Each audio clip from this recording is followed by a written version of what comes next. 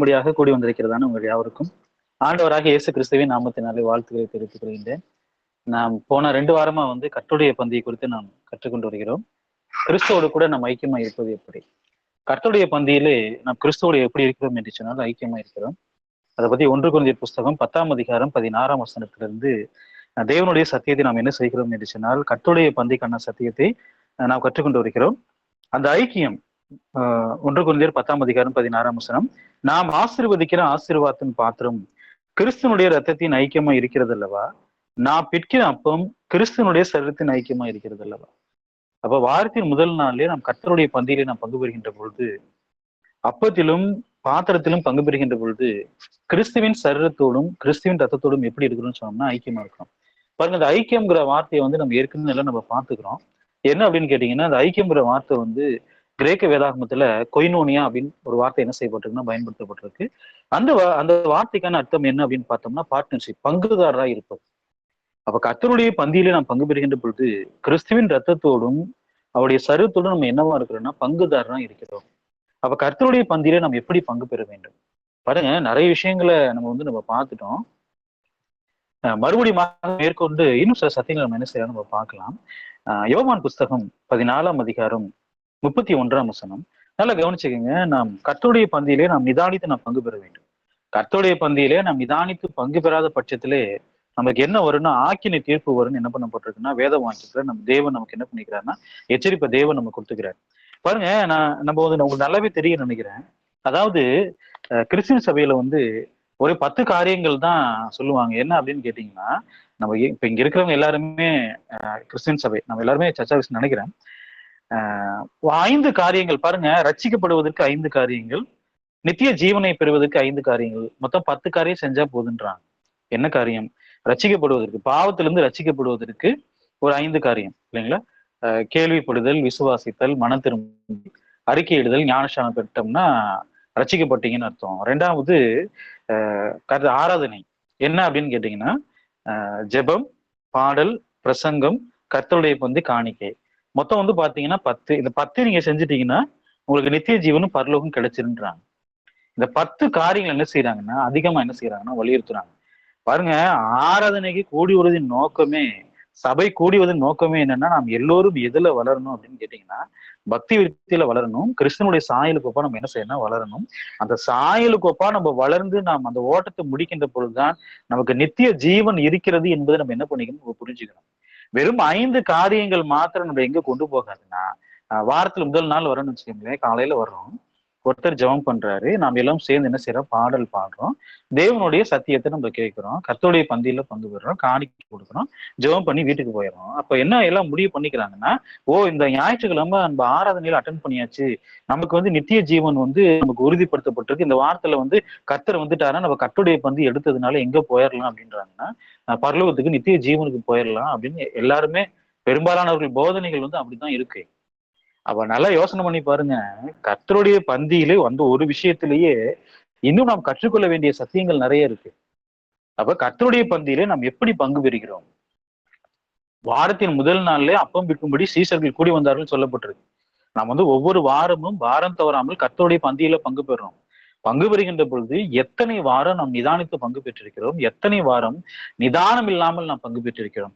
கர்த்தருடைய சரீரம் இன்னதென்று நிதானித்து அறியாததினால் தனக்கு ஆக்கினை தீர்ப்பு வரும்படி போஜனபானம் பண்ணிக்கிறான்றார். அப்ப கர்த்தருடைய பந்தி நமக்கு ஆக்கினை தீர்ப்பை கொடுக்குமா? கர்த்தருடைய பந்தி நமக்கு எதை கொடுக்குன்னா ஆக்கினை தீர்ப்பை கொடுக்கும்.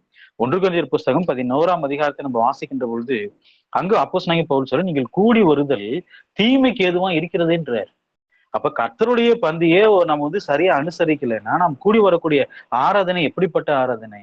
அது தீமைக்கு ஏதுவானதுங்கிறத நம்ம புரிஞ்சுக்கணும். அப்ப அந்த ஒரு விஷயத்திலேயே இவ்வளவு காரியங்கள் இருக்கிறதுன்னு சொன்னால், பாடலை பத்தி நம்ம பார்த்தோம்னா, ஜெபத்தை பத்தி நம்ம பார்த்தோம்னா, கர்த்தருடைய சத்தியம் எப்படி போதிக்கிறது நம்ம பார்த்தோம்னா, காணிக்கை எப்படி செலுத்துறது பார்த்தோம்னா எவ்வளவு சத்தியங்கள் இருக்கிறது. அப்ப நமக்கு தெரிந்த சத்தியம்லாம் என்ன? மேலோட்டமான சத்தியங்களை நம்ம என்ன பண்ணிருக்கிறோம்னா நாம் கற்றுக்கொண்டு இருக்கிறோம். அப்ப கர்த்தருடைய பந்தியில நாம் எப்படி பங்கு பெற வேண்டும்? அப்ப இவ்வளவு நாள் எப்படி பங்கு பெற்றிருக்கோம்? நமக்கு முன்பதாக அப்பமும் பாத்திரமும் வருகின்ற பொழுது எடுத்து நம்ம என்ன செய்யறோம்? கிறிஸ்துவின் என்ன ஜெபம் பண்றோம்? பிதாவின் இடத்துல உங்களுடைய குமாரன் எங்களுக்காக ஒப்பு கொடுத்தீங்க, அதுக்காக உங்களுக்கு நன்றி செலுத்துறோம். இந்த பாத்திரத்திலே நாங்கள் பாத்திராய் பங்கு பெறுவதற்கு உதவி செய்யுங்க, இந்த அப்பத்துல பாத்திராய் பங்கு பெறுவதற்கு உதவி செய்யுங்கன்னு சொல்லி எடுத்து வாயில போட்டுக்கிறோம். பாருங்க, கர்த்தருடைய பந்தியின் நோக்கம் அதுதானே. பாருங்க, அதுதான் நன்றி செலுத்துவதா? நான் புரிந்து கொள்ள வேண்டிய அவசியம் இருக்கிறது இல்லையா? அப்ப கர்த்தருடைய பந்தி கொடுக்கப்பட்டதின் நோக்கம் என்ன? நாம் கிறிஸ்துவோடும், பாருங்க, கிறிஸ்துவின் சரீரத்தோடும் அவர் ரத்தத்தோடும் நம்ம எப்படி இருக்க வேண்டும்? ஐக்கியமுடையவர்களா இருக்க வேண்டும். கிறிஸ்துவோடு கூட நம்ம என்ன இருக்குன்னா பங்குதாரரா இருக்கணும். அப்ப இயேசு கிறிஸ்து சிலுவையில் என்ன செய்து கொண்டிருந்தார்? அதை நிதானித்து அதை நாம் நிதானித்து பார்க்க வேண்டிய அவசியம் இருக்கிறது இல்லைங்களா? அப்ப இயேசு கிறிஸ்துவின் சரீரத்தை பத்தி என்ன நிதானிக்கிறோம்? இயேசு கிறிஸ்துவின் சரீரத்துல இயேசு கிறிஸ்து இந்த பூமியில இருந்த போது அவரிடத்துல பாவம் என்பது இருந்ததா? பாருங்க, புறம்பான மனுஷனிலும் உள்ளான மனுஷனும் அவர் எப்படி இருந்தார்? அவர் பரிசுத்தமா இருந்தார். அப்ப கர்த்தருடைய பந்தியிலே நான் பங்கு பெறுகின்ற பொழுது நாமும் அப்படி இருக்க வேண்டும் என்று அந்த கர்த்தருடைய பந்தியை நமக்கு இருக்கிறதா? அப்ப எது வரைக்கும் நாம் தேவனுக்கு நாம் உண்மையுள்ளவர்களாக கீழ்ப்படிந்தவர்களாக இருக்க வேண்டும்? மரண பரியந்தம். அப்ப கர்த்தருடைய பந்தியிலே நான் பங்கு பெறுகின்ற பொழுது என்ன நம்ம முடிவு பண்ணணும்? மரண பரியந்தம் நம்ம யாருக்கு கீழ்ப்படிவேன்? கிறிஸ்துவுக்கு, தேவனுக்கு நான் என்ன செய்வேன்னா நான் கீழ்ப்படிவேன். பிலிப்பியர் புஸ்தகம் 2ஆம் அதிகாரம் 8ஆம் வசனத்தை நம்ம வாசிக்கிறோம் இல்லைங்களா? அவர் மனுஷ ரூபமாய் காணப்பட்டு மரண பரியந்தம், அதாவது சிலுவையின் மரண பரியந்தம் கீழ்ப்படிந்தவனாகி தம்மை தாமே அவர் தாழ்த்தினார் வாசிக்கிறோம். அப்ப அந்த வேத பகுதியை நம்ம வாசிக்கின்ற பொழுது மரண பரியந்தம், அப்ப இயேசு கிறிஸ்துவின் சரீரத்தையும் ரத்தத்தையும் குறித்து நாம் நிதானிக்கின்ற பொழுது இயேசு கிறிஸ்து மரண பரியந்தம் பிதாவுக்கு எப்படி இருந்தார்? அவர் கீழ்ப்படிந்திருந்தார். அப்ப நான் அவருடைய மாம்சத்திலும் அவருடைய ரத்தத்திலும் நான் பங்கு பெறுகின்ற பொழுது நானும் எப்படி இருக்க வேண்டும்? மரண பரியந்தம் பிதாவுக்கு நான் என்ன செய்யணும்? நான் கீழ்ப்படிய வேண்டும். பாருங்க, ஒவ்வொருவரின் சிந்தனை அப்படிதான் இருக்கணும் இல்லைங்களா? யோவான் புஸ்தகம் 14ஆம் அதிகாரம் 31ஆம் வசனத்துல, நான் பிதாவில் அன்பா இருக்கிறேன் என்றும் பிதா எனக்கு கட்டளையிட்டபடியே செய்கிறேன் என்றும் உலகம் அறியும்படிக்கு இப்படி நடக்கும், எழுந்திருங்கள், இவ்விடம் விட்டு போகும் பாருங்கள் என்றார். யோவான் புஸ்தகம் 14ஆம் அதிகாரம் 31ஆம் வசனம். அப்ப இயேசு கிறிஸ்து தன்னை ஒப்பு கொடுத்ததின் மூலமாக இந்த உலகத்திற்கு என்ன காமிச்சாரு? அந்த வசனத்துல பாருங்க, நான் பிதாவில் அன்பா இருக்கிறேன் என்றும் பிதா எனக்கு கட்டளையிட்டபடியே செய்கிறேன் என்றும் உலகம் அறியும்படிக்கு. அப்ப பிதாவினுடைய சித்தத்தை அவர் செய்தாரா? உலகம் அந்த சித்தத்தை அறிய வேண்டும் என்று இயேசு கிறிஸ்து விரும்பினாரா? பாருங்க, பிதாவின் இடத்துல ஒரு அன்பு செலுத்தினார். அந்த அன்பின் வெளிப்பாடு என்ன? மரணம் வரைந்தும் அவர் என்ன செஞ்சார்னா சிலுவையில கீழ்ப்படிந்தார். பாருங்க, சிலுவைக்கு போவதற்கு முன்பதாக அவர் அவர் அவர் சோதனைக்கு உட்படுத்தப்பட்டார். அந்த சோதனையில அவர் ஜெயித்தார, அந்த சோதனையில அவர் ஜெயித்தார். அந்த சோதனையை ஜெயிக்கும்படி அவருக்கு உதவி செய்தது யார்? பிதாவினர் உதவி செய்தார். அவர் தேவனிடத்துல ஜெபித்தாரா? பலத்த சத்தத்தோடும் கண்ணீரோடும் ஜெபித்தாரா? பாருங்க, தன் ஆத்மா மரணத்துக்கு ஏதுவாக துக்கம் கொண்டிருக்குதுன்னு சொன்னார். அவர் தேவனிடத்துல ஜெபித்த போது, பிதாவின் இடத்துல ஜெபித்த போது பிதா அவர் ஜெபத்துக்கு பதில் கொடுத்தார. பாருங்க, ஒரு தூதன் அனுப்பி என்ன செஞ்சார்னா பலப்படுத்தினார். அப்ப இயேசு கிறிஸ்து சிலுவைக்கு போகும்போது எப்படி போனார்? என் பிதா கொடுத்த பாத்திரத்தில் நான் பானம் பண்ணாதிருப்பேனும்னு அவர் கேட்டார் இல்லைங்களா? அப்ப பிரியமானவர்களே, கர்த்தருடைய பந்தியிலே நாம் பங்கு பெறுகின்ற பொழுது பிதாவின் சித்தம் செய்கிறோமா என்பதை நாம் நிதானித்து பார்க்க வேண்டிய அவசியம் இருக்கிறதா? இயேசு கிறிஸ்துவை போல பாடுபடுவதற்கு நாம் ஆயத்தமா இருக்கிறோம் என்பதை நாம் தீர்மானம் செய்து கொண்டு எதுல பங்கு பெறணும்? நாம் கர்த்தருடைய பந்தியில் நம்ம என்ன செய்யணும்? நம்ம பங்கு பெறணும். இயேசு கிறிஸ்துவை போல் நாம் வாழ வேண்டும் என்று முடிவு பண்ணி எதுல பங்கு பெறணும்? கர்த்தருடைய பந்தியில் என்ன செய்யணும்? நம்ம பங்கு பெறணும் இல்லைங்களா? யோவான் புஸ்தகம் 10ஆம் அதிகாரம் 17, 18 வசனத்தை நம்ம வாசிக்கிறோம். யோவான் புஸ்தகம் 10ஆம் அதிகாரம் 17, 18, நான் என் ஜீவனை மறுபடியும் அடைந்து கொள்ளும்படிக்கு அதை கொடுக்கிறபடியினால் பிதா என்னில் அன்பா இருக்கிறார். அப்ப இயேசு பிதாவுக்காக தம்முடைய ஜீவனை இயேசு கிறிஸ்து கொடுத்தாரா? பாருங்க, அது எப்படிப்பட்டதான அன்பு! தன் சிநேகிதன் ஒருவனுக்காக தன் ஜீவனை கொடுக்கிற அன்பிலும் மேலான அன்பு இல்லைன்னு சொல்றாரு. அப்ப இயேசு கிறிஸ்துவுக்கு, பிதாவுக்காக இயேசு கிறிஸ்து தம்முடைய ஜீவனை ஒப்பு கொடுத்தாருன்னா அது எப்படிப்பட்டதான அன்பு! அப்ப இயேசு கிறிஸ்து நம்முடைய சிநேகிதனா இருப்பார் என்று சொன்னால் இயேசு கிறிஸ்துவுக்காக நாமும் நம்முடைய ஜீவனை கொடுக்கணுமா? அதான் மேலான அன்பா இருக்கிறது.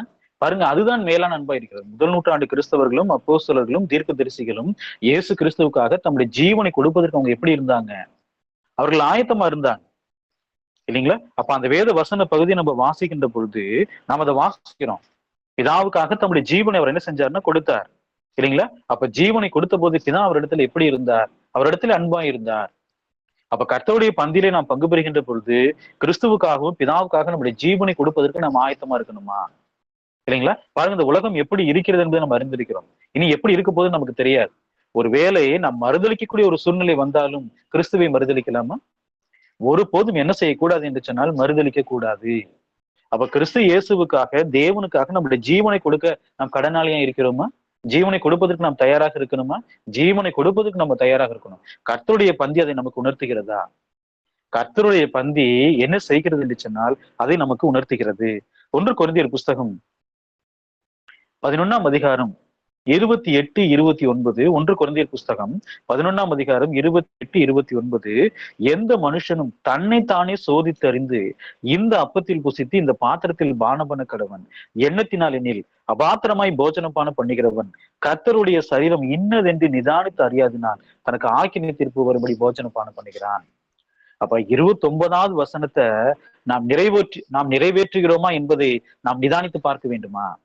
29ஆம் வசனத்துல என்ன சொல்றாரு? கர்த்தருடைய சரீரம் இன்னதென்று நிதானித்து அறியாததினால் அப்படின்னு சொல்றாரு. அப்ப கர்த்தருடைய பந்தியில பங்கு பெறுகின்ற பொழுது அந்த சரீரம் எதற்காக விற்கப்பட்டது என்பதை நாம் உணர வேண்டிய அவசியம் இருக்கிறதா? நான் ஏன் கர்த்தருடைய அந்த அப்பத்திலும் கர்த்தருடைய சரீரத்திலும் அந்த ரத்தத்திலும் நான் ஏன் ஐக்கியமுடையவனாக இருக்க வேண்டும் என்பதை நாம் உணர்ந்து கொள்ள வேண்டிய அவசியம் இருக்கிறதா?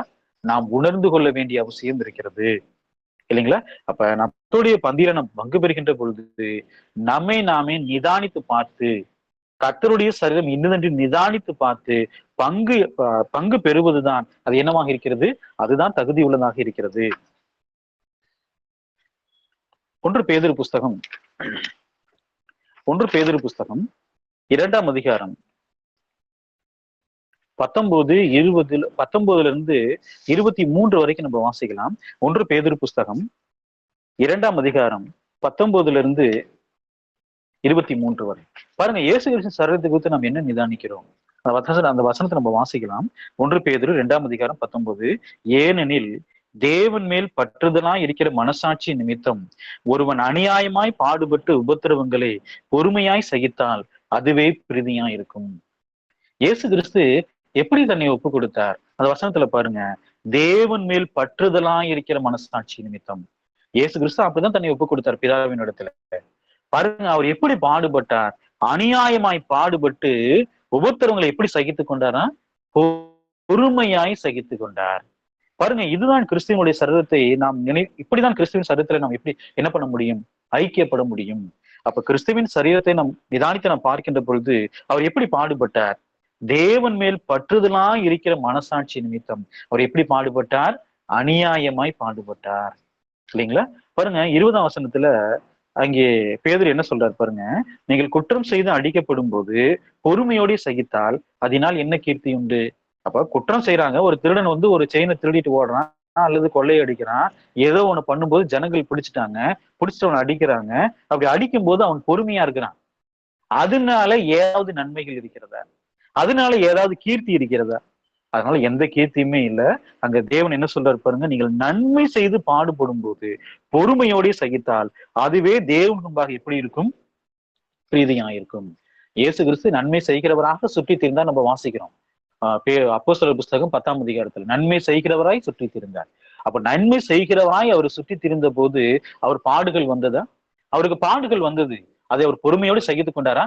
பொறுமையோடு என்ன செய்தார் என்று சொன்னால் சகித்து கொண்டார். அப்ப பொறுமையோடு சகித்த போது அது தேவனுக்கு முன்பதாக எப்படி இருந்தது? அது பிரீதியாக இருந்தது. இன்றைக்கு உலகத்திலே யாரெல்லாம் ஹீரோக்கள் என்று அழைக்கப்படுறாங்க பாருங்க. உலகத்தாலே யார் ஹீரோக்கள் என்று அழைக்கப்படுறாங்க? ஒரு 10 பேர்த்த அடிக்கிறவங்க தான் யாருன்னு சொல்றாங்கன்னா ஹீரோ அப்படின்றாங்க. அவங்களதான் உலகம் வந்து பிரமிப்பா பாக்குது, இல்லைங்களா? ஆனால் நம்ம அடிக்கப்படும் போது நமக்கு என்ன ஒரு மேன்மை இருக்கும்?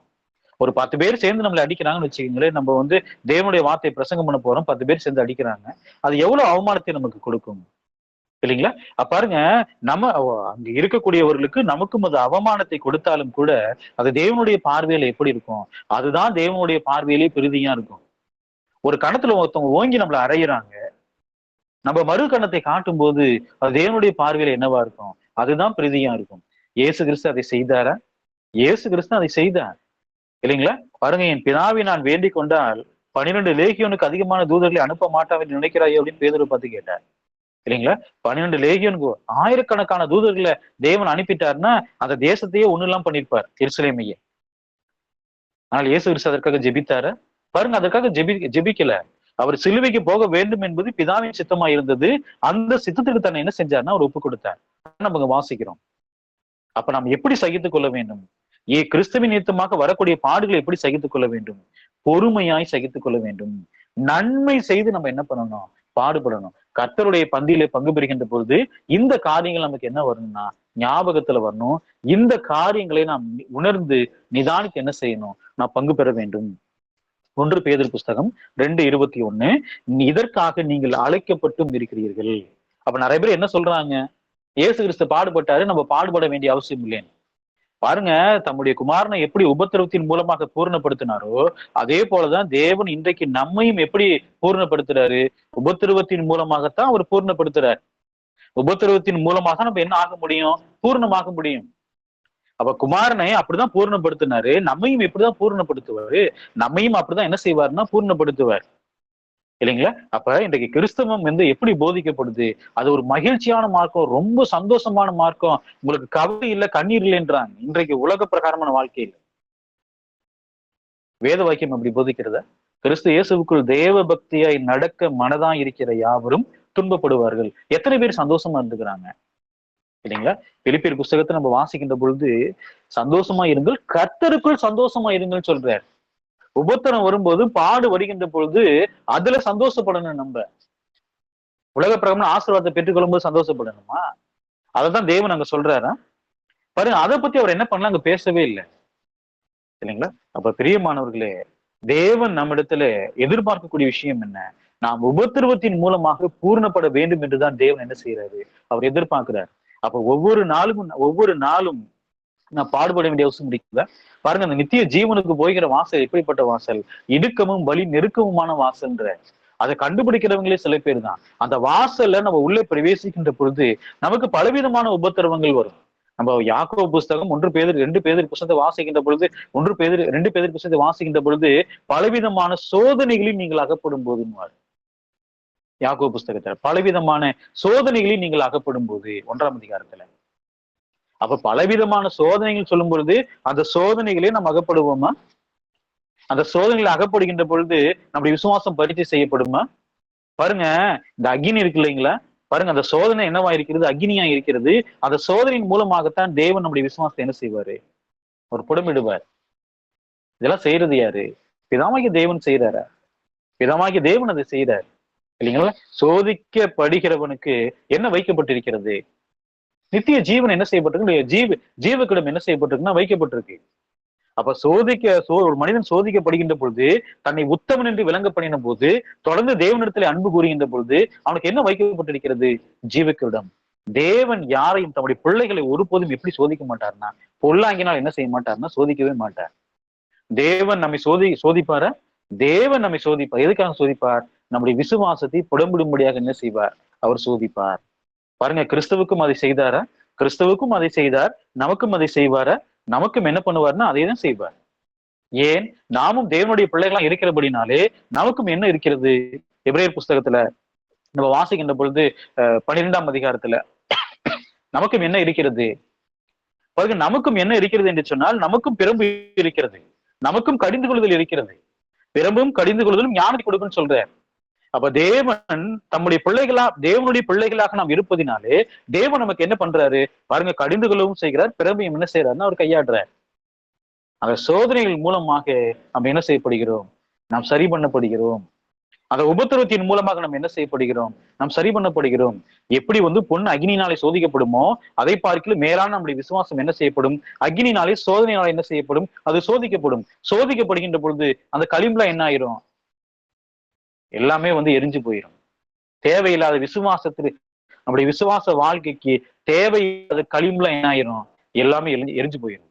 எப்படி நம்ம விளங்குவோம், சுத்த பசும் பொண்ணாக. கிறிஸ்துவின் விசுவாசம் சோதிக்கப்பட்டதா? இயேசு கிறிஸ்து சோதிக்கப்பட்டாரா?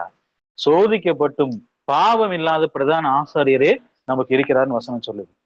இப்ப கர்த்தருடைய பந்தியில நாம் பங்கு பெறுகின்ற பொழுது எப்படி பங்கு பெறணும், கிறிஸ்துவின் சரீரத்தை நாம் நிதானித்து நாம் பங்கு பெறுகிறோமா இல்லைங்களா? 1 பேதுரு புஸ்தகம் 2ஆம் அதிகாரம் 21ஆம் வசனத்துல, இதற்காக நீங்கள் அழைக்கப்பட்டும் இருக்கிறீர்கள், ஏனெனில் கிறிஸ்துவும் உங்களுக்காக பாடுபட்டு நீங்கள் தம்முடைய அடிச்சுவடுகளை தொடர்ந்து வரும்படி உங்களுக்கு மாதிரியை பின்வைத்து போனார். அப்ப கிறிஸ்துவனுடைய மாதிரி என்ன, மேலே சொல்லப்பட்டிருக்கு இல்லைங்களா, 19ஆம் வசனம் 20ஆம் வசனம், அதுதான் கிறிஸ்துவனுடைய மாதிரியே. நன்மை செய்து நாம் பாடுபடணும், தேவன் மேல் பற்றுதலா இருக்கிற மனசாட்சி நிமித்தம் நம்ம என்ன செய்யணும், நம்ம பாடுபடணும். பாடுபட்டால்தான் நம்ம யாருடைய அடிச்சுவடை நாம் பின்பற்றுகிறோம், கிறிஸ்துவின் அடிச்சுவடை நாம் பின்பற்றுகிறோம். கிறிஸ்து அந்த அடிச்சுவடை என்ன பண்ணிட்டு இருக்காருன்னு வச்சுட்டு போயிருக்குற. நாம் அந்த அடிச்சுவடை நடக்கும் பொழுது நமக்கும் பாடுகள் வருமா, நமக்கும் உபத்திரவங்கள் வருமா? நமக்கும் பாடுகளும் உபத்திரவங்கள் என்ன ஆகுனா வந்துகிட்டே தான் இருக்கும். இல்லைங்களா? அந்த உபத்திரங்கள் விளையத்தை நம்ம என்ன செய்வோம்? நம்ம கடந்து போவோம். எங்க போக முடியும்? அப்போஸ்தலனாகிய பவுல் சொல்லும் பொழுது அப்போஸ்தலர் புஸ்தகத்திலே அநேக உபத்திரங்களின் வழியாய் தேவனுடைய ராஜ்யத்தில் பிரவேசிக்க வேண்டும். அப்ப அநேக உபத்திரவங்கள் நமக்கு வைக்கப்பட்டிருக்கிறதா? அநேக உபத்திரவங்கள் நம்ம என்ன செய்யப்பட்டிருக்குன்னா வைக்கப்பட்டிருக்கு. அப்ப அதெல்லாம் நம்ம என்ன செய்ய முடியும்? கடந்து போக முடியும். 1 பேதுரு புஸ்தகம் 2ஆம் அதிகாரம் 23ஆம் வசனம், அவர் பாவம் செய்யவும் இல்லை, அவருடைய வாயிலே வஞ்சனை காணப்படவும் இல்லை. சோதிக்கப்படும் பொழுது இயேசு கிறிஸ்துவிலே ஏதாவது பாவம் இருந்ததா? அந்த வசனம் சொல்லுது பாருங்க, அவர் பாவம் செய்யவும் இல்லை, அவருடைய வாயிலே வஞ்சனை காணப்படவும் இல்லை. அவர் சோதிக்கப்படுறாரு. சோதிக்கப்பட்ட போது அவர் எப்படி இருந்தாரு? வாயில எந்த ஒரு வஞ்சனையுமே கிடையாது. எந்த ஒரு பாவமும் அவர் செய்யல. இல்லைங்களா? 2ஆம் அதிகாரம் 23ஆம் வசனம், அவர் வையப்படும் போது பதில் வையாமலும், பாடுபடும் போது பயமுறுத்தாமலும், நியாயமாய் தீர்ப்பு செய்கிறதுக்கு தம்மை என்ன செஞ்சாருன்னு ஒப்பு கொடுத்தார். அப்ப சிலுவையின் மரணம் என்பது தேவன் செய்த நியாயமான தீர்ப்பா? சிலுவையின் மரணம் என்பது தேவன் செய்த நியாயமான தீர்ப்பு. நியாயமாய் தீர்ப்பு செய்கிறவருக்கு. இப்படிதான் இயேசு கிறிஸ்து பாடுபட வேண்டும் என்பது தேவன் தீர்மானம் பண்ணியிருந்தாரா? தேவன் பழைய ஏற்பாட்டிலே சகலத்தையும் என்ன பண்ணியிருந்தாரு? தீர்மானம் பண்ணியிருந்தார்.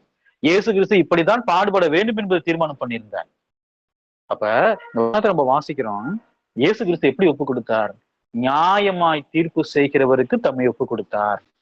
அப்ப நாமும் அப்படி ஒப்பு கொடுக்க வேண்டுமா? நாமும் என்ன செய்ய வேண்டும் என்று சொன்னால் அப்படி ஒப்பு கொடுக்க வேண்டும். அப்ப யாராவது நம்மளை பார்த்து திட்டாங்கன்னா நம்ம பதில் வையலாமா? பதில் என்ன செய்யக்கூடாதுன்னா வையக்கூடாது. அப்ப நம்முடைய வாய்க்கு நம்ம என்ன செய்ய வேண்டிய அவசியம் இருக்கிறது? கடிவாளம் போட வேண்டிய அவசியம் இருக்கிறது. யாக்கோபு புஸ்தகம் 3ஆம் அதிகாரத்திலே நம்முடைய வாய்க்கு கடிவாளம் போட்டாலே நம்முடைய சரீரத்தை என்ன செய்ய முடியும்? நாம் கட்டுப்படுத்த முடியும். நான் பூர்ண புருஷனா இருக்க முடியுமா? எந்த வகையில? ஒருவன் சொல் தவறாதவன் ஆனால் அவன் பூர்ண புருஷன் சொல்றார். அப்ப நம்ம ஒன்று சொல்லிட்டோம்னா அந்த வார்த்தை நம்ம என்ன பண்ணணும்? நம்ம செய்யணும். நாம் செய்யவில்லை என்று சொன்னால் நாம் பூர்ணமானவர்களா? நாம் எப்படிப்பட்டவர்கள் இல்லைன்னா நாம் பூர்ணமானவர்கள் அல்ல. அப்புறம் நம்முடைய வாய்க்கு என்ன போடணும்? கடிவாளம் போடணும்னு சொல்றாரு. பாருங்க, வீணான வார்த்தைகள் யாவையும் குறித்து நியாய தீர்ப்பினால என்ன ஒப்புவிக்கணும்னா கணக்கு ஒப்புவிக்க வேண்டும். இல்லைங்களா? அப்ப பூர்ணமாவதற்கு ஒரு வழி என்ன? பாருங்க, பூர்ணமாவதற்கு ஒரு வழிதான் நான் சொல்றேன். பூர்ணமாவதற்கு ஒரு வழி என்ன? நம்முடைய வாயில எதை போட்டுக்கணும்? கடிவாளம் போட்டுக்கொள்ளுங்கள். துன்மார்க்கனை பார்க்கின்ற பொழுது தாவீது சொல்றாரு, துன்மார்க்கனை பார்க்கின்ற பொழுது என் வாயிலே கடிவாளம் போட்டுக் கொள்கிறேன்னு சொல்றேன். நமக்கு பிடிக்காதவங்கள, நம்மளை ஏமாத்தினவங்க, இவங்க எல்லாம் பார்க்கும்போது நம்ம என்ன செய்யணும்? உங்களுக்கு துரோகம் பண்ணவங்களை நீங்க பார்க்கும்போது என்ன செய்யணும்? பாருங்க, வாய் தவறி நீங்க திட்டிட்டீங்கன்னா அதற்கான பதில நீங்க நியாயத்திற்கு என்ன செய்யணும்? தேவனுக்கு கணக்கு ஒப்புவிக்கணும். அப்ப என்ன செய்யணும்? அந்த துன்மார்க்கரை நான் பார்க்கின்ற பொழுது என்ன போட்டுக்கணும்? வாயில கடிவாளம் போட்டு நம்முடைய வாயை அடக்கிக்கணும். ஏன்? நான் பேசக்கூடிய ஒவ்வொரு வார்த்தைக்கு என்ன கொடுக்கணும்? கணக்கு கொடுக்க வேண்டும். இல்லைங்களா? அப்ப கர்த்தருடைய பந்தியிலே நான் பங்கு பெறுகின்ற பொழுது கிறிஸ்துவை போல் நான் இருக்கிறேனா என்பதை நாம் சிந்தித்து பார்க்க வேண்டிய அவசியம் இருக்கிறதா? அவரை போல் பாடுபடுவதற்கு நான் ஆயத்தமா இருக்கிறேன் என்பதை நாம் உணர்ந்து கொண்டு நான் பங்கு பெற வேண்டுமா? உணர்ந்து கொண்டு என்ன செய்யணும்னா நான் பங்கு பெற வேண்டும். எபிரேயர் புஸ்தகம் 12ஆம் அதிகாரம் 1-2 வசனத்தை நம்ம வாசிக்கின்ற பொழுது இயேசு கிறிஸ்து நமக்கு ஒரு பெரிய சாட்சியா இருக்கிறார். நித்திய ஜீவனை பெறுவதற்கு, அந்த ஓட்டத்தை முடிப்பதற்கு இயேசு கிறிஸ்து எப்படிப்பட்ட சாட்சியா இருக்கிறாரு? ஒரு பெரிய சாட்சியா இருக்கிறார். அதோடு மாத்திரமல்ல, பழைய ஏற்பாட்டு பரிசுத்தவான்களும் நமக்கு பெரிய சாட்சியா இருக்கிறாங்க. நிறைய சொல்லாங்க பழைய ஏற்பாடு தேவையில்லைன்னு. அந்த வேத பகுதியை வாசிக்கின்ற பொழுது பழைய ஏற்பாடு எதற்கு தேவை? எபிரேயர் புஸ்தகம் 12ஆம் அதிகாரம் 1ஆம் வசனம், ஆகையா மேகம் போன்ற இத்தனை திரளான சாட்சிகள் நம்மை சூழ்ந்து கொண்டிருக்க. எவ்வளவு சாட்சிகள் இருக்கு பாருங்க பழைய ஏற்பாட்டுல. அந்த ஓட்டத்தை முடிச்சவங்க எங்க இருந்து ஆரம்பிக்கிறாரு? ஆபேல்ல இருந்து ஆரம்பிக்கிறாரு இந்த ஓட்டத்தை ஆரம்பிச்சவங்க. பாருங்க, ஒவ்வொருவருக்கும் ஒவ்வொரு மாதிரி மரணம் சம்பவித்திருக்கிறது. இல்லைங்களா? எல்லாருக்கும் ஒரே விதமான மரணமா? சில கொல்லப்பட்டிருக்காங்க, சில இயற்கையிலே மறிச்சுக்கிறாங்க. ஆனால் எல்லோரும் எப்படிதான் மறிச்சுக்கிறாங்க? பாடுபட்டு, கஷ்டப்பட்டு, உபத்திரப்படுத்தப்பட்டு அப்படிதான் என்ன ஆயிருக்கிறாங்க? மறிச்சுக்கிறாங்க. எபிரேயர் 11ஆம் அதிகாரத்துல அந்த விசுவாச வீரர்களின் பட்டியலையும் நீங்க போய் பார்த்தீங்கன்னா நீங்க படிக்க முடியும். அதான் 12ஆம் அதிகாரம் 1ஆம் வசனம் சொல்றாரு, மேகம் போன்ற இத்தனை திரளான சாட்சிகள் நம்மை சூழ்ந்து கொண்டிருக்க. அப்ப எவ்வளவு சாட்சிகள் இருக்கிறாங்க சூழ்ந்து கொண்டிருக்க. பாரமான யாவற்றையும், ஐயோ என்னுடைய பாரத்தை என்னால சுமக்கவே முடியாது, இந்த மாதிரி பாரம் யாருக்குமே இல்லையா நம்ம சொல்ல முடியுமா? அங்க விசுவாச வீரர்களின் பட்டியல் 11ஆம் அதிகாரத்துல பரிசுத்தவான்களின் பட்டியல் அங்க கொடுக்கப்பட்டிருக்கு. நாம் சுமக்கக்கூடிய பாரத்தை பார்க்கலும் பெரிய பாரம் அவங்க சுமந்துக்கிறாங்க. அவங்கள போய் பார்க்கும்போது நம்முடைய பாரமா எப்படி? அதெல்லாம் ஒரு தூசி மாதிரி தான். சொல்றாரு, பாரமான யாவற்றையும் நம்மை சுற்றி நெருங்கி நிற்கிற பாவத்தையும் தள்ளிவிட்டு. பாவம் எங்கே இருக்கிறது? நம்ம அப்படியே சுற்றி நெருங்கி நிற்குதுன்னு சொல்றாரு. நம்மளை பிடிப்பதற்கு அது எப்பொழுதும் எப்படி இருக்கிறது? தயாரா இருக்கிறது. பேதுரு புஸ்தகத்துல தேவன் சொல்லும் பொழுது என்ன சொல்றாரு? சாத்தான் கெர்ச்சிக்கிற சிங்கம் போல எவனை விழுங்கலாமோ என்று வகை தேடி சுற்றி திரிகிறான்னு சொல்றார். அப்ப யாரு விழுங்கலான்னு அவன் என்ன பண்ணிட்டே இருக்கான்? சுத்தி திரிகிறான்னு சொல்றார்.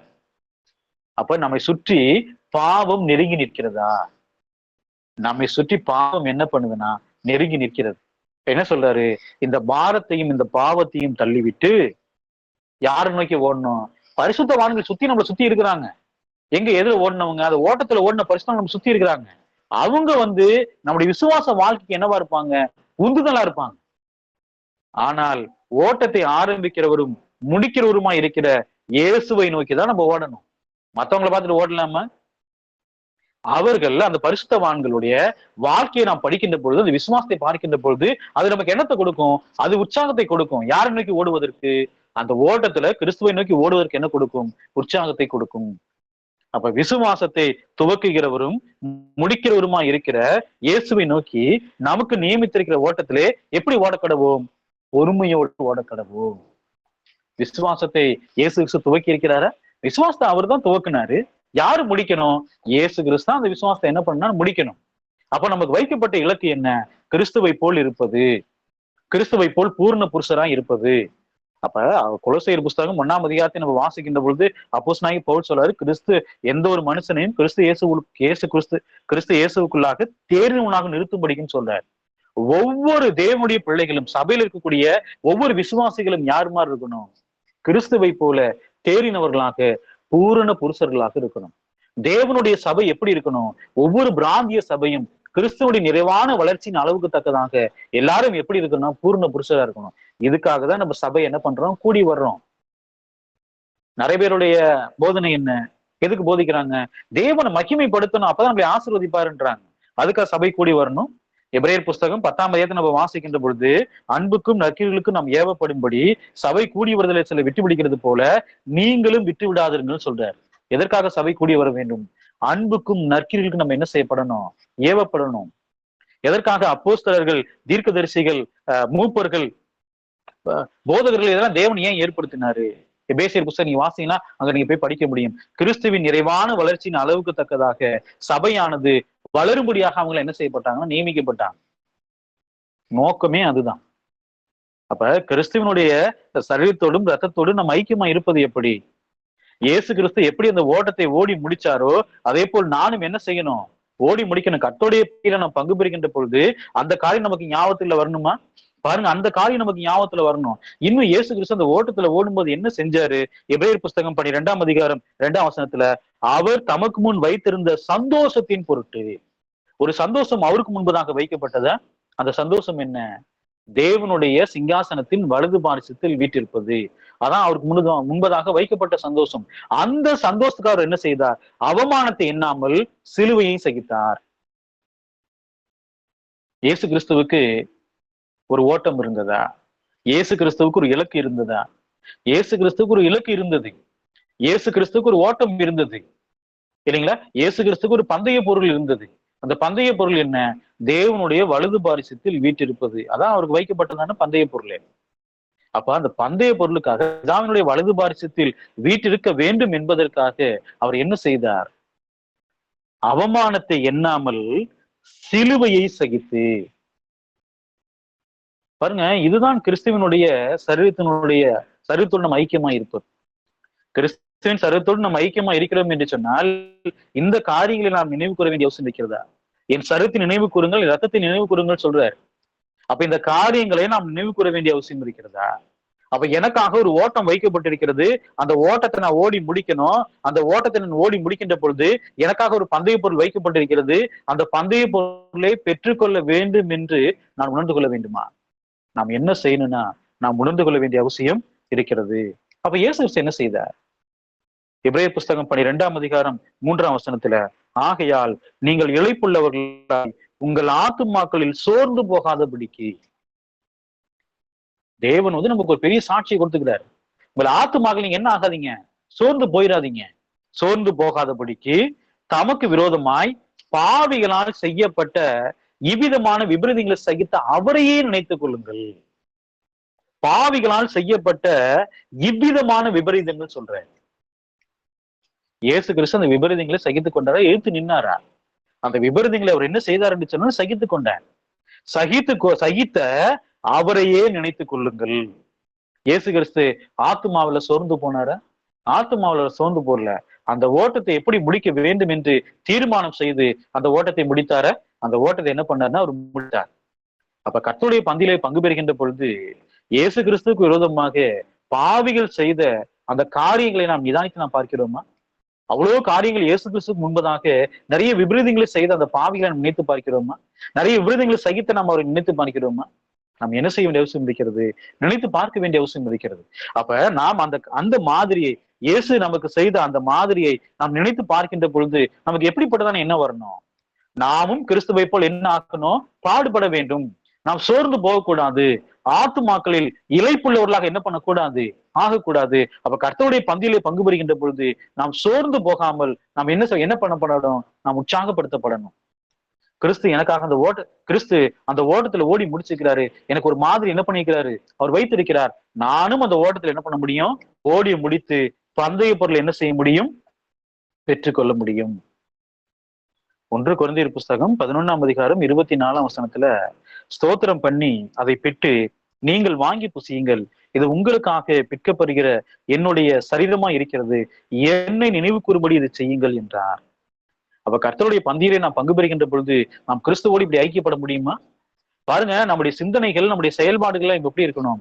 கிறிஸ்துவை தரித்து கொண்டவர்களாக இருக்கணும். பாருங்க, நம்ம அப்படிப்பட்ட இருதயத்தோடு நம் கர்த்தருடைய பந்தியில நாம் பங்கு பெறுகின்ற பொழுது நாம் கிறிஸ்துவின் சரீரத்தோடு நம்ம ஐக்கியமா இருக்கிறோமா? கிறிஸ்துவின் சரீரத்தோடு நம்ம என்னவா இருக்கிறோம்னா நம்ம ஐக்கியமுடையவர்களா இருக்கிறோம். இன்னொரு விஷயத்தை நீங்க பாருங்களேன், இயேசு கிறிஸ்து அவர் சிலுவையில தொங்கும் போது அவரை பார்க்கத்தக்க ஒரு ரூபம் இல்லாததுன்னு சொல்லப்பட்டிருந்தது. பாருங்க, அவ்வளவு பாடுபட்டிருக்கிறாரு. அவரை விரும்பத்தக்க ரூபம் இல்லாத இருந்தது. அவருடைய ரூபமானது அவர் என்ன சிலுவையில் இருந்த போது அவருடைய சரீரம் என்ன ஆயிடுச்சுன்னா அந்த கேடு அடைந்ததுன்னு, அவ்வளவு அந்த கேடு அடைந்ததுன்னு சொல்லுவாங்க. பாருங்க, அவருடைய சரீரமே உருமாறிடுச்சு. அந்த அளவுக்கு அவர் என்ன செய்யப்பட்டார்னா அடிக்கப்பட்டார். ஆனால் அப்படி அடிக்கப்பட்டாலும் கூட ஒரு விஷயம் என்ன தெரியுங்களா? அவருடைய எலும்புகள் ஒண்ணும் என்ன ஆகலைன்னா உடையவே இல்லை. அதான் பெரிய ஆச்சரியமே. பழைய ஏற்பாட்டில் சொல்லப்பட்ட அந்த தீர்க்க தரிசனம் இயேசு கிறிஸ்துவுக்கு என்னாச்சுன்னா நிறைவேறுச்சு. ஒரு எலும்புகள் கூட என்ன ஆகலைன்னா உடையல. இயேசு கிறிஸ்துவை வாரினால் அடிக்கிறாங்க, முகத்துல காரித்து போறாங்க, கண்ணத்துல அறையிறாங்க. சிலுவையில அறைந்த போதும் கூட எலும்புகள் என்ன செய்யப்படவில்லை? முறிக்கப்படவில்லை. ரொம்ப ஆச்சரியமா இருக்கு இல்லைங்களா? அப்ப பழைய ஏற்பாட்டில் சொல்லப்பட்ட அந்த வேத வாக்கியங்கள் இயேசு கிறிஸ்துவினிடத்துல நிறைவேறியதா இல்லைங்களா? என்னாகம புஸ்தகம் 9 11-12 நம்ம வாசிக்கலாம். என்னாகம புஸ்தகம் 9 11-12. அவர்கள் அதை 2ஆம் மாதம் 14ஆம் தேதி அந்தி நேரமான வேளையில் ஆசரித்து அதை புளிப்பில்லாத அப்பங்களோடும் கசப்பான கீரைகளோடும் புசித்து விடியற் காலம் மட்டும் அதில் ஒன்று மீதியாக வைக்காமலும் அதில் ஒரு எலும்பையும் முறிக்காமலும் பஸ்காவினுடைய சகல முறைமைகளின்படி அதை ஆசரிக்க கடவர்கள். பஸ்காவின் எலும்பு என்ன செய்யப்படவில்லை? அது முறிக்கப்படவில்லை. பஸ்கா அவங்க என்ன பண்ணாங்கன்னா அப்படிதான் அவங்க என்ன பண்ணாங்கன்னா ஆசரித்தார்கள் இல்லைங்களா? அப்ப நான் வாசிக்கிறோம் சங்கீத புஸ்தகம் 34ஆம் சங்கீதம் 19ஆம் பாருங்க, இயேசு பஸ்காவாகிய கிறிஸ்து நமக்காக என்ன செய்யப்பட்டிருக்கிறார்? அவர் பலியா இருக்கிறார். நம்ம கொரிந்தியர் புஸ்தகம் வாசிக்கிறோம், பஸ்காவாகிய கிறிஸ்து நமக்காக பலியிடப்பட்டிருக்கிறார்னு சொல்லப்பட்டிருக்கு. அப்ப கிறிஸ்து நம்முடைய பஸ்காவா இருக்கிறாரா? கிறிஸ்து நம்முடைய பஸ்காவா இருக்கிறார். சங்கீத புஸ்தகம் 34ஆம் சங்கீதம் 19ஆம் நீதிமானுக்கு வரும் துன்பங்கள் அநேகமா இருக்கும், கர்த்தர் அவைகள் எல்லாவற்றின் நின்று அவனை விடுவிப்பார், அவனுடைய எலும்புகளை எல்லாம் காப்பாற்றுகிறார். எலும்புகள் முறிக்கப்பட்டதா? இயேசு கிறிஸ்து எலும்புகள் என்ன செய்யப்படல? முறிக்கப்படல. 20ஆம் பாருங்க, அவனுடைய எலும்புகளை எல்லாம் காப்பாற்றுகிறார், அவைகளில் ஒன்றும் முறிக்கப்படுவதில்லை. இயேசு கிறிஸ்துவின் எலும்பு ஒன்றுமே முறிக்கப்படல. அப்ப இவ்வளவு அடிபட்டும் அவருடைய ரூபம் அந்த கேடு அடைந்தும் சிலுவையிலே ஆணிகளால் கடாவப்பட்ட போதும் கூட எலும்புகள் என்ன செய்யப்படல? முறிக்கப்படலைன்னு அந்த வேத வாக்கியத்தை நம்ம வாசிக்கிறோம். எப்படி அவங்க காலில் சிலுவையில் அரைஞ்சாங்க, எப்படி அவங்க சிலுவையில் அரைஞ்சாங்கன்னு நமக்கு தெரியாது. ஆனால் வேத வாக்கியம் சொல்லப்பட்டதை போல இயேசு கிறிஸ்துவின் எலும்புகள் என்ன ஆகல? முறிக்கப்படவில்லை. மரித்தாரா இல்லையா அப்படின்னு அந்த சேவர்களுக்கு ஒரு கேள்வி எழுப்பின போது அந்த சிலுவையில தொங்கின கல்லனுடைய காலை என்ன பண்ணிட்டாங்கன்னா முறிச்சிட்டாங்க. ஆனால் பக்கத்துல போகும்போது அவங்க என்ன செஞ்சாங்கன்னா ஈட்டினால குத்தி தான் அவங்க என்ன பண்ணாங்கன்னா பார்த்தாங்க. அப்ப ஈட்டினால விழாவில் குத்தின போது அங்கிருந்து தண்ணீரும் ரத்தம் புறப்பட்டு வந்தது. இயேசு கிறிஸ்து அவங்க சிலுவையில் என்ன இருந்தாருன்னா மரித்திருந்தார். அதை பார்த்து அவங்க என்ன பண்ணிட்டாங்கன்னா உறுதி பண்ணிட்டாங்க. இயேசு கிறிஸ்துவின் கால் எலும்புகள் அவங்க என்ன செய்யலன்னா உடைக்கல. இந்த வசனத்துல பாருங்க, அவைகளில் ஒன்றும் முறிக்கப்படுவதில்லைன்னு சொல்ற.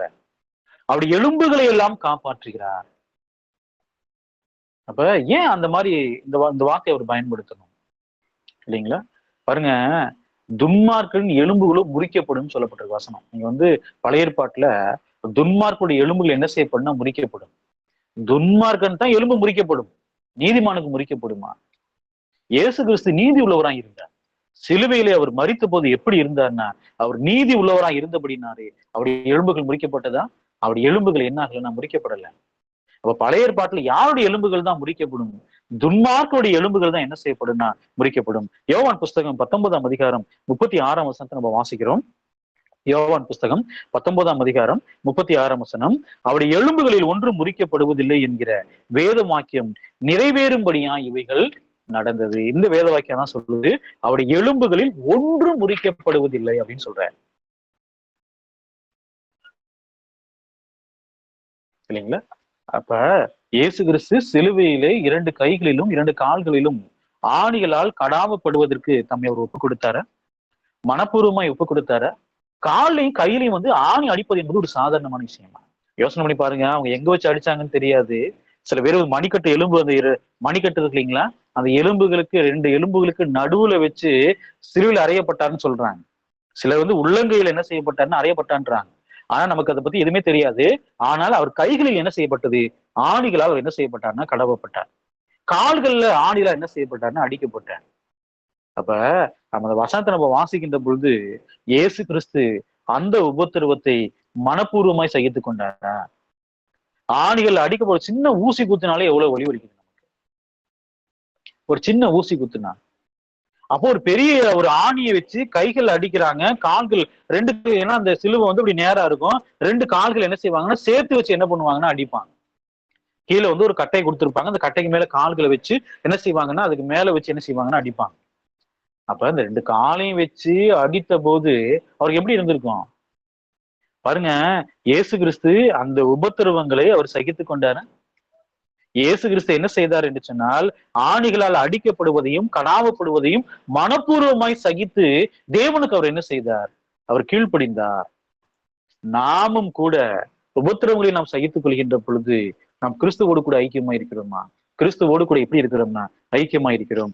ஏசாயா புஸ்தகம் 52ஆம் அதிகாரம் 13, 14 வசனத்தை நம்ம வாசிக்கலாம். ஏசாயா புஸ்தகம் 52ஆம் அதிகாரம் 13, 14 வசனம், இதோ என் தாசன் ஞானமாய் நடப்பார், அவர் உயர்த்தப்பட்டு மேன்மையும் மகா உன்னதமுமாய் இருப்பார்.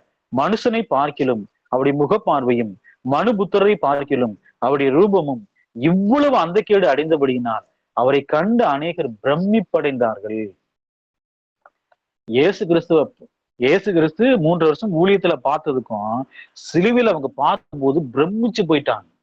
அவரா இவரு அப்படிங்கிற அளவுக்கு அவருடைய ரூபம் என்ன செய்யப்பட்டதுன்னா மாற்றப்பட்டிருந்தது.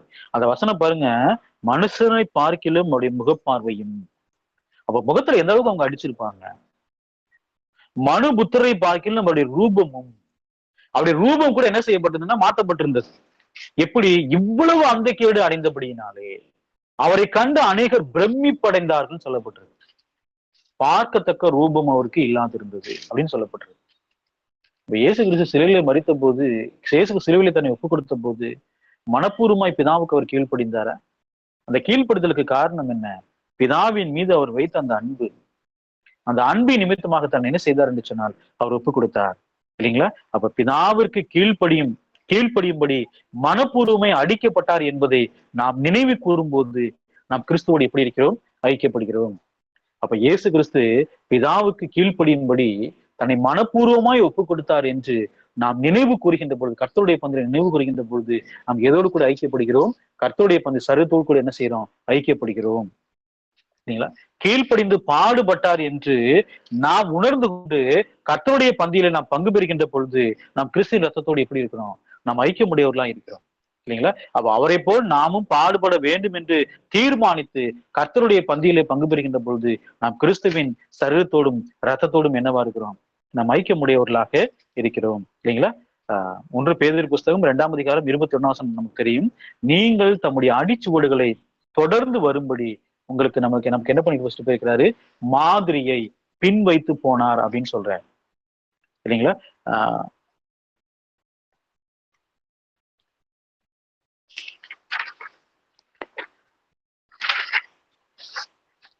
பிலிப்பியர் புஸ்தகம் 3ஆம் அதிகாரம், பிலிப்பியர் புஸ்தகம் 3ஆம் அதிகாரம் 7 10 வரைக்கும் நம்ம வாசிக்கலாம். பிலிப்பியர் புஸ்தகம் 3ஆம் அதிகாரம் 7 வரைக்கும் நம்ம வாசிக்கலாம். பாருங்க, கிறிஸ்துவோடு கூட பவுலுடைய ஐக்கியம் கிறிஸ்துவோடு கூட இருந்தது. எதுல அவர் ஐக்கியப்பட ரொம்ப பிரியப்படுறாரு நம்ம பார்க்கலாம். பாருங்க, பவுல் கிறிஸ்துவோடு கூட ஐக்கியப்பட பிரியப்பட்டார். எதுல அவர் ஐக்கியப்பட ரொம்ப பிரியமா இருக்கிறாரு நம்ம அதை வாசிக்கலாம். பிலிப்பியர் புஸ்தகம் 3ஆம் அதிகாரம் 7ஆம் வசனம். ஆகிலும் எனக்கு லாபமா இருந்தவைகள் எவைகளோ அவைகளை கிறிஸ்துவுக்காக நஷ்டம் என்று எண்ணினேன் அப்படின்னு சொல்றாரு. பிலிப்பியர் 3ஆம் அதிகாரம் 1 வசனம் நீங்க வாசித்தீங்கன்னா நமக்கு நல்லாவே தெரியும். என்ன தெரியும் அப்படின்னு கேட்டீங்கன்னா, அவருக்கு லாபமா என்னென்ன இருந்துச்சோ அதை பத்தி அவர் பேசுவார். பாருங்க, எனக்கு லாபமா இருந்தவைகள் எவைகளோ அவைகளை கிறிஸ்துவுக்காக நஷ்டம் என்று எண்ணினேன். அது மாத்திரமல்ல, என் கர்த்தராகிய கிறிஸ்து இயேசுவை அறிகிற அறிவின் மேன்மைக்காக எல்லாவற்றையும் நஷ்டம் என்று எண்ணிக்கொண்டிருக்கிறேன். கிறிஸ்துவ பத்தி நம்ம என்ன நினைக்கிறோம்? லாபமா இருந்தவைகளை கிறிஸ்துவுக்காக நம்ம நஷ்டம் நம்ம நினைக்கிறோமா? இல்ல எனக்கு அந்த லாபமா இருந்த காரியங்களை நாம் பிடித்துக் கொண்டிருக்கிறோமா? நம்ம கிறிஸ்துவ லாபமா இருந்த காரியங்களையும் பிடிச்சிட்டு கிறிஸ்துவை நான் பிடித்துக் கொண்டிருக்கிறோமா? 2 எஜமானுக்கும் என்ன செய்ய முடியாதுன்னா வேலை செய்யவே முடியாது. ஒன்று, நமக்கு லாபமா இருக்கக்கூடிய காரியங்களை விட்டுட்டு யாரை பின்பற்றணும்? கிறிஸ்துவை நம்ம பின்பற்றணும். 2 வேணும் நம்ம சொல்ல முடியுமா? இயேசு கிறிஸ்து தெளிவா சொல்லிட்டாரு, 2 எஜமானுக்கு என்ன செய்ய முடியாது? ஊழியம் செய்ய முடியாது. இன்னும் பவுல் என்ன செய்தார் கிறிஸ்துவுக்காக? கிறிஸ்து இயேசுவை அறிகிற அறிவின் மேன்மைக்காக, அவர் எப்படி அறிந்து கொள்ள வேண்டும் என்று விரும்பினாரோ அந்த அறிவின் மேன்மைக்காக எல்லாவற்றையும் நஷ்டம் என்று எண்ணிக்கொண்டிருக்கிறேன். எல்லாத்தையும் அவர் என்ன நினைச்சாரு? நஷ்டமா அவர் நினைச்சார். லாபமா இருந்தவைகள் எவைகளோ எல்லாத்தையும் என்ன பண்ணிட்டாரு? நஷ்டமா நினைச்சாரு. எதுக்காக இவ்வளவு ஒரு பிரயாசப்படணும்? எதுக்காக இவ்வளவு பிரயாசப்படுறாரு? 9ஆம் வசனம் பாருங்க.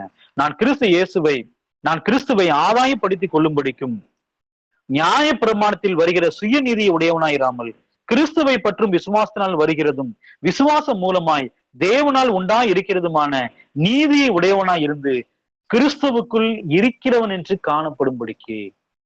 பவுல் எதற்கு பிரயாசப்பட்டார்? கிறிஸ்துவுக்குள்ள தான் இருக்கிறேன் என்பதை அவர் உறுதி செய்ய வேண்டும் என்று அவர் என்ன செஞ்சார்னா அவர் பிரயாசப்பட்டார்.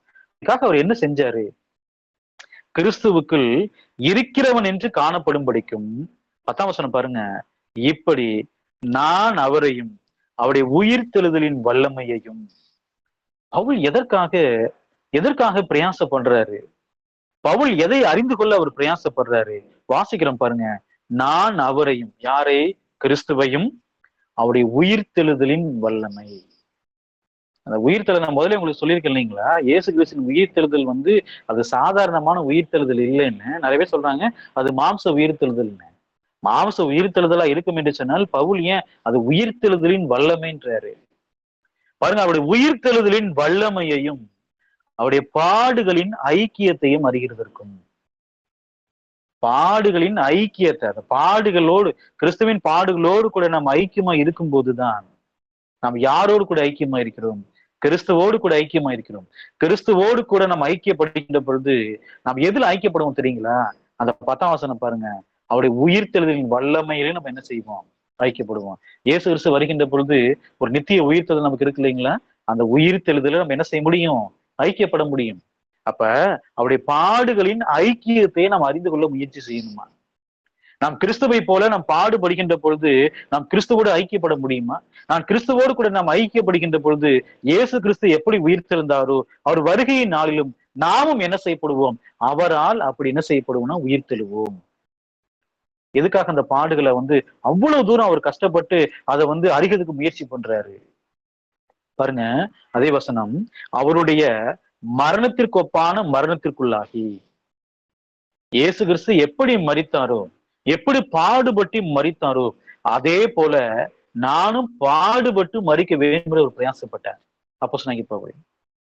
பாருங்க, நாம் கர்த்தருடைய பந்தியில நாம் பங்கு பெறுகின்ற பொழுது கிறிஸ்துவின் சரீரத்தோடும் ரத்தத்தோடும் நாம் நிதானித்து நம்ம பங்கு பெறணும். இந்த காரியங்களை நாம் உணர்ந்து கொண்டு, இந்த காரியங்களை ஏற்றுக்கொண்டு நாம் என்ன செய்யணும்? கர்த்தருடைய பந்தியில நம்ம பங்கு பெறணும். பாருங்க, அங்க சொல்றாரு பாருங்க, எப்படி ஆயினும், எப்படி இருந்தாலும் சரி, மரணத்திற்கொப்பான அவருடைய மரணத்திற்கொப்பான மரணத்திற்குள்ளாகி, எப்படி ஆயினும் நான் மரித்தோரிலிருந்து உயிரோடு எழுந்திருப்பதற்கு தகுதியாகும் படிக்கும்.